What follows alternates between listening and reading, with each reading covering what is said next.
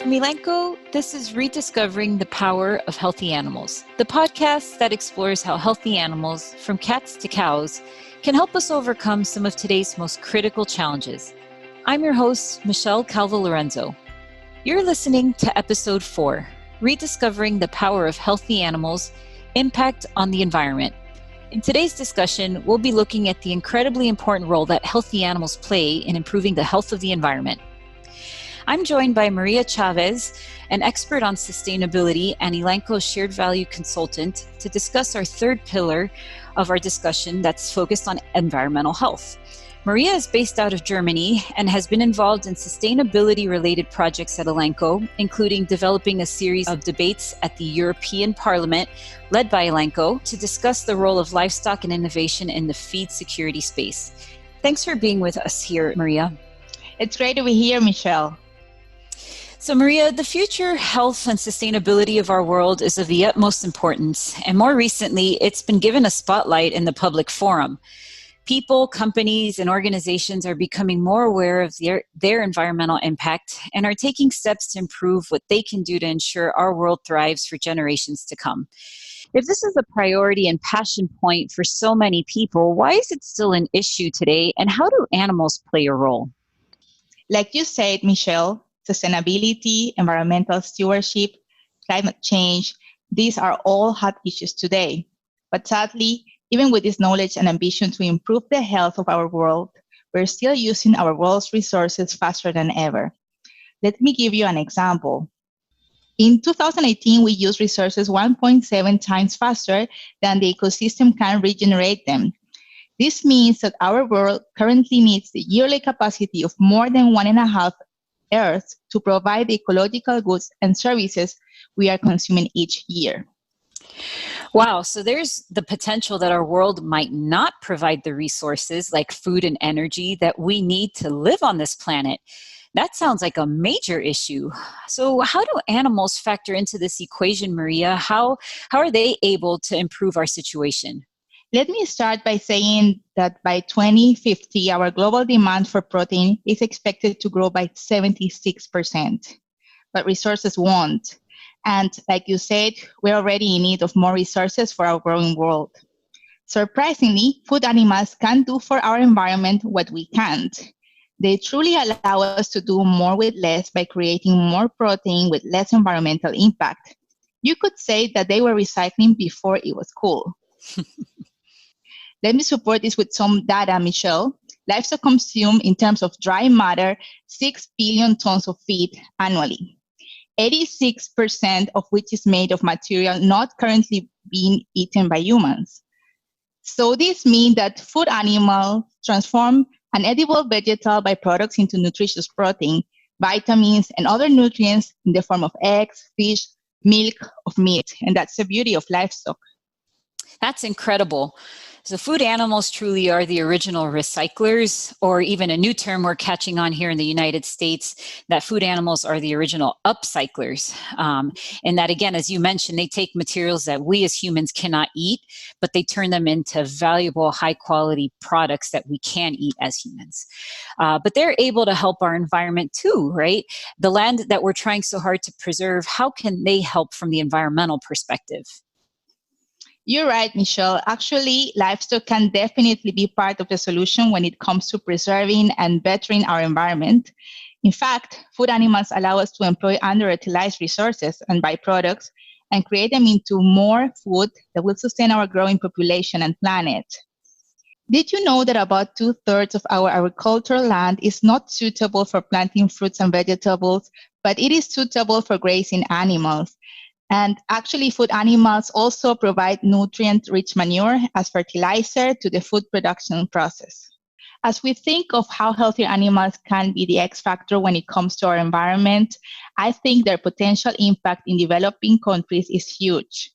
Currently, much of the livestock production in these countries is really at the sustenance level due to the lack of knowledge, resources, and innovation. So they need more animals to produce the needed protein, and that unfortunately has more environmental impact. So as we look to bring more innovation and knowledge transfer to these developing countries, healthier animals will be the result, which can lead to a healthier environment.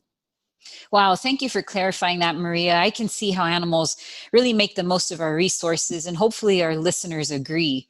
Before we move on, though, I wanted to ask you about a staggering statistic I came across in my research.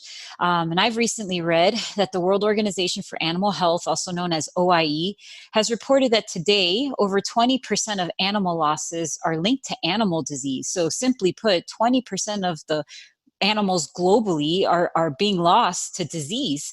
And when we think about that, that is an alarming rate that would otherwise serve as a big benefit to the health of our world.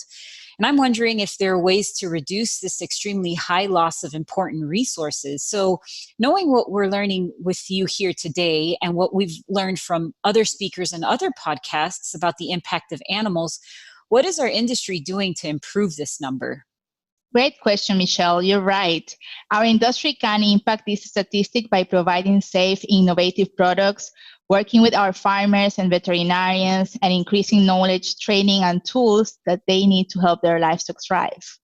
At Elanco, for example, we are focused on helping food animals realize their full potential to meet the growing need for more nutritious meat, milk, fish, and eggs while conserving our natural resources.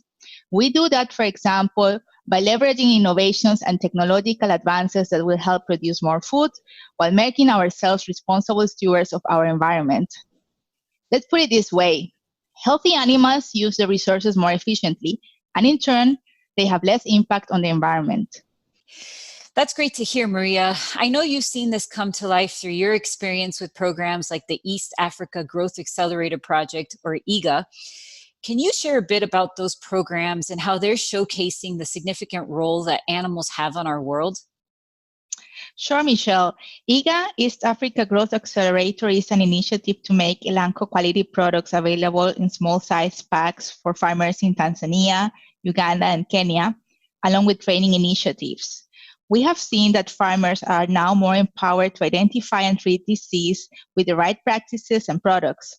This results in less disease incidents, and animals can invest more resources and energy to grow instead of having to deal with and recover from pests and disease. I believe healthy animals are central to healthier people and healthier planet. Let me share with you a personal anecdote. I went to Tanzania some time ago to visit a family of dairy farmers, and when you are there, you could see the progress in the neighborhood. You knew who was raising cattle because you saw more progress. They had a nicer house, for example. They had a motorbike to transport their milk and a power generator. And they were able to better feed their family and send 3 out of their 5 children to university. When I asked them what they were studying at university, the mother replied with a big, nice Tanzanian smile, "I don't know, but they're going to university." And that's healthier people, Michelle. Moreover, they had 4 dairy cows giving in average 15 liters of milk per day, which means that more milk was available with less resources. And this contributes to a healthier environment. This was for me an example of a family bringing to life that animals can be the X factor for some of the most pressing needs in our society. Great. Thank you. Thank you for sharing those experiences with us. So, before we wrap up this podcast, I'd like to ask you our Fast Five questions. And this is a game we play with each of our podcast speakers where we ask 5 questions that help us get to know our speakers better. So, if you're ready, I'm going to go ahead and start with the first question, Maria. Yeah, I'm ready. Let's go. So, first question: how would you describe your job in one sentence? Helping small farmers contribute to solve the food security challenge. Wonderful. So, number 2, what is your favorite animal? Swine. I used to have a small pig as a pet when I was a child, and her name was Petita. Ah, that's a cute name. Um, So, number 3, who is your hero or role model in your industry? Well, if I think about the topic we're covering today, Michelle, I like the work of Dr. Martin Scholten in the Netherlands. He's a member of the board of directors of the Wageningen University, and he introduced the principles of feeding the world within the carrying capacity of the planet. Oh, what a great role model and very applicable to what we're talking about today. Mhm. Number 4, what are you listening to or reading right now? I'm finally fully reading Don Quixote. Uh, Ah, Yeah, because as a child, I read just a shorter version, and now I'm reading the full thing. It's the real stuff. It's a big book. Great. You're catching up. Yeah, definitely. Great. Last question, Maria. What is today's greatest challenge that animals can positively impact? I think that challenge is to be able to feed societies with quality food in an increasing global population that is also becoming more urban with resources that become more scarce. So I think animals can really make a difference there. Great. Well, thank you so much for letting us get to know you better and for sharing your perspectives. This has been absolutely great. Thank you for joining me on the show today. It's been a pleasure, Michelle. We hope you enjoyed today's discussion and learned something new. We'll continue our conversation about the environment in future episodes, debunking common misconceptions on animal impact to the environment, examining the practices of smallholder farmers around the world, and much more. Thanks for listening.